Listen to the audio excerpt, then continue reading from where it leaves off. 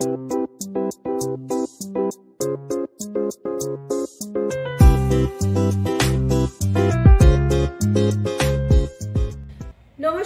Aroma of রান্নাঘরে আপনাদের সকলকে স্বাগত। আজকে আরো একটা খুব হেলদি রেসিপি নিয়ে এসেছি। খুব সুন্দর রেসিপি, ব্রেকফাস্টে, লাঞ্চে অথবা বাচ্চাদের টিফিনে তৈরি করে দিতে পারেন। একদম কম তেলে হয়, এমনকি বাড়িতে জলখাবার হিসেবেও খেতে পারেন। চলুন আপনাদের সকলকে সঙ্গে নিয়ে শুরু করি আজকের রেসিপি। দেখুন, আজকে যে রেসিপিটা বানাচ্ছি না, তার জন্য কি কি লাগবে আমি বলে দিই। এই দেখুন, এই যে চালটা নিয়েছি, এটা যে কোনো চাল নিতে পারেন। আমি এটা হাফ কাপ নিয়েছি, আর এটাকে আমি আগে থেকে রাত্রিরেই ভিজিয়ে রেখেছিলাম। এরকম ভিজে গেছে, ভেঙে যাচ্ছে। তার সঙ্গে এরকম ছোট এক টুকরো আদা রেখেছি, আর দুটো কাঁচা লঙ্কা দিয়েছি, আর রেখেছি এরকম এতটাই হাফ বাটি, এই বাটিটার হাফ বাটি হবে মটরশুঁটি। মটরশুঁটিটা দিয়েই আজকে এটা রেসিপিটা তৈরি করব। এর সঙ্গে আরো কিছু জিনিস যাবে, সেগুলো এক এক করে বলছি। প্রথমে আগে এগুলোকে মিক্সিং জারে নিয়ে নিই। এই চালটা শুকনো, এটা সরিয়ে রাখলাম। এই ভিজে চালটা দিয়ে পুরো রেসিপিটা হবে। এই চালটা, আদা, কাঁচা লঙ্কা আর এই চালটা, এবারে এই মটরশুঁটিটাও দিয়ে দিচ্ছি। আর এখানে দেখুন দই নিয়েছি। দইটাকে ওই যে এই যে কাপটা নিয়েছিলাম, এই কাপেরই হাফ কাপ দিতে হবে।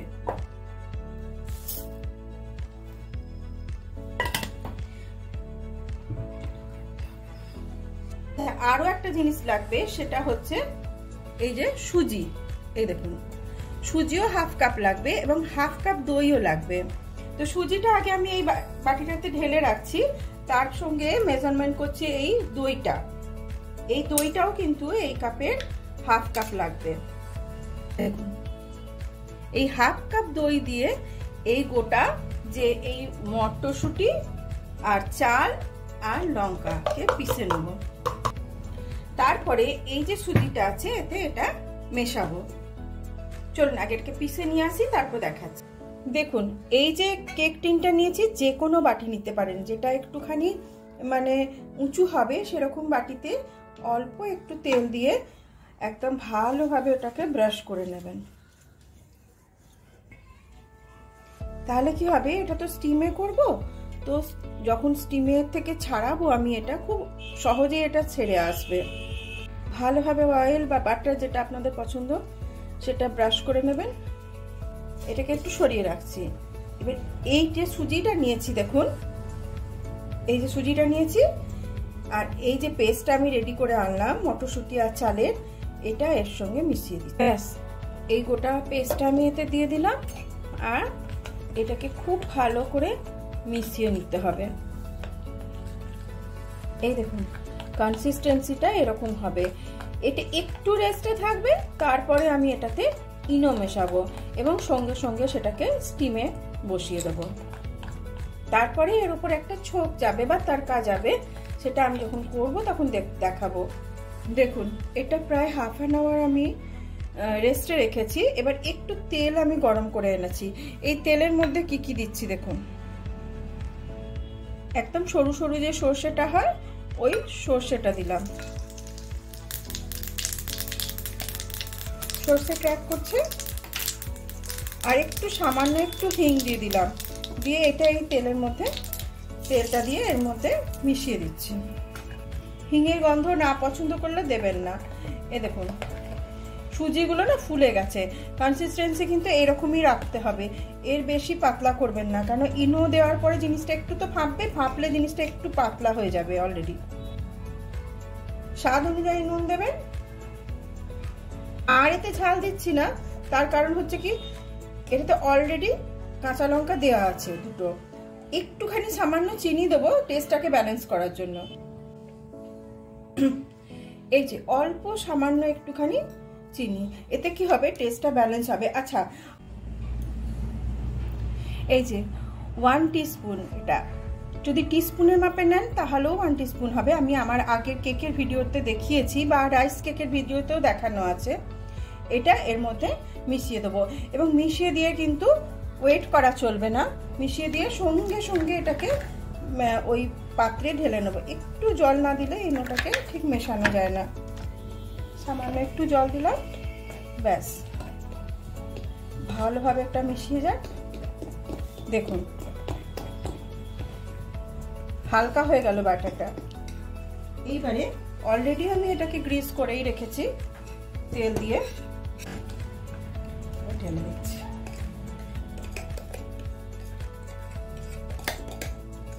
ব্রেকফাস্ট কেন, লাঞ্চে বা বিকেলে বাচ্চারা যখন খেলা করে আসে তখন তাদেরকে দিতে পারেন, যে কেউ খেতে পারে। এতে একদমই কম তেল আছে। একটু ট্যাপ করে দিচ্ছি যাতে এয়ার বাবলস বেরিয়ে যায়, ব্যাস। এবার এটাকে আমি স্টিমারে বসাচ্ছি। চলুন, এই যে এটা বসিয়ে দিলাম, ব্যাস। এবার এটা মিনিমাম 8 থেকে 10 মিনিট মতো হবে, যাতে এটা খুব ভালোভাবে কুক হয়ে যায়। 8 থেকে 10 মিনিট পরে আমি আপনাদেরকে আবার দেখাবো। চলুন, দেখুন প্রায় 10 মিনিট হয়ে গেছে, এটা স্টিম হচ্ছে। এটা হয়ে গেছে, আমি দেখাচ্ছি খুলে। জাস্ট ওয়াও, একদম ফ্লাফি সুন্দর হয়েছে। একটু আমি একটা টুথপিক নিয়েছি, এই টুথপিক দিয়ে দেখছি যে হয়েছে কিনা। হ্যাঁ দেখুন, কিছু লাগছে না। আমি একটু ক্লোজে দেখাচ্ছি, দেখুন দেখে নেবেন, যাতে কিছু যদি না লাগে তাহলে জানবেন যে হয়ে গেছে। একটা কাঁটা চামচ দিয়ে দেখলেও হবে, যে কোনো কিছু দিয়ে দেখে নেবেন। এবার এটাকে বন্ধ করে এটাকে রেস্ট দেবো, তারপরে এর উপর একটা তড়কা লাগাবো। চলুন আমি দেখাবো তখন। দেখুন এটা ঠান্ডা হয়ে গেছে, আর আমি একটু তেল আরো গরম করে নিয়ে এসেছি। এর মধ্যে দিচ্ছি, দেখুন একটা শুকনো লঙ্কা দিলাম, একটু কারি পাতা দিলাম, আর একটুখানি এই সর্ষে। খেয়াল রাখবেন যেন এগুলো একটাও ওভারকুক না হয়, ব্যাস। এবার এটাকে এর মধ্যে ছড়িয়ে দিই। আচ্ছা, একটু নারকেল কোড়া আমি রেখে দিয়েছিলাম আগে থেকে, এবার এটা একটুখানি ছড়িয়ে দিচ্ছি, তাতে খেতে আর দেখতে দুটোই সুন্দর হবে। চলুন এবার এটাকে কেটে নেব।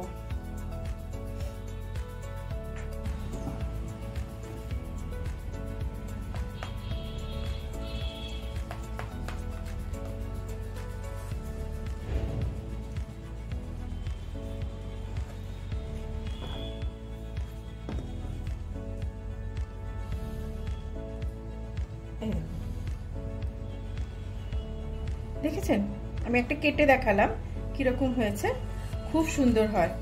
দেখুন আর কতটা ফ্লাফি আর স্পঞ্জি হয়েছে, দেখুন। আমি দেখুন, দেখেছেন জালিটা, দেখুন খেতেও ঠিক এতটাই সুন্দর হয়। দেখুন এর জন্য যে চাটনিটা বানাবো তার জন্য কি কি দিচ্ছি দেখুন। এটা পিনাট, নর্মাল রোস্টেড পিনাট, মানে এমনি ভাজা বাদাম যেটা, সেই বাদাম দিলাম। দুটো কাঁচা লঙ্কা দিচ্ছি, ঝাল যদি কম খান তো কাঁচা লঙ্কার পরিমাণ কমিয়ে নেবেন। আচ্ছা, এটা টক দই,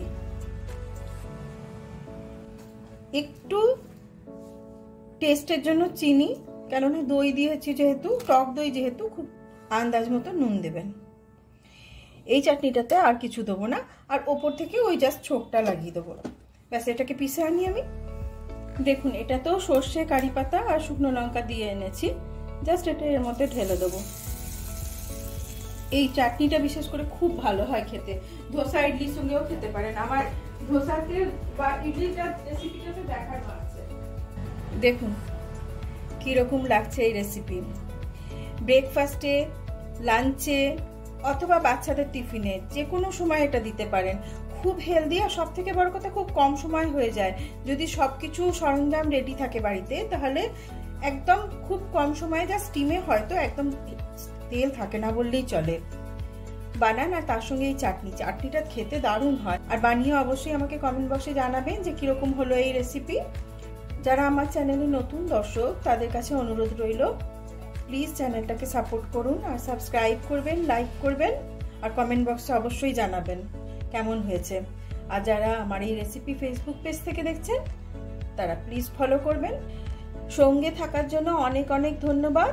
সুস্থ থাকবেন, ভালো থাকবেন।